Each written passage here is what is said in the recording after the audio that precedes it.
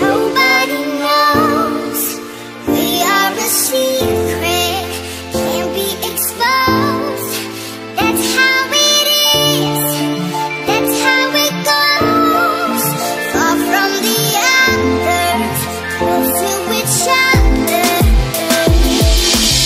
Đôi chim đi lên sông xin ngắm cặp mang ngày sân tình hiến đến pha đã lần nu nắng ba trong số trong cầm môi lại thùng cắn đôi xua làm càng bên để hùng phát ao mặt toàn trời cuối từ đến này gây trên cát tung anh đi nên cho cát này xin thua ru itati đang làm thu si cát lắc thu cát chen thiam tua lần đi lâu cát nín bao ngày na atu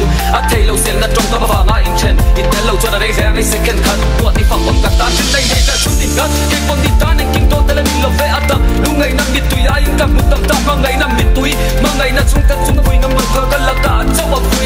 và tầm tam vun qua các xiêm đầu lan tầm tam vun qua các tiệm lâu với đây là mang ăn nặc căn tổ in căn in về kim ông chân căn tu phá in chân lẹ ruột tận bộ căn kim kể cả ta hiền đi thinh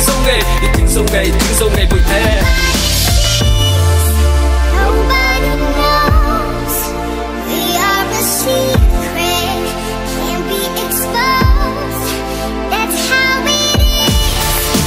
that's how it goes. Far from the others, to each other.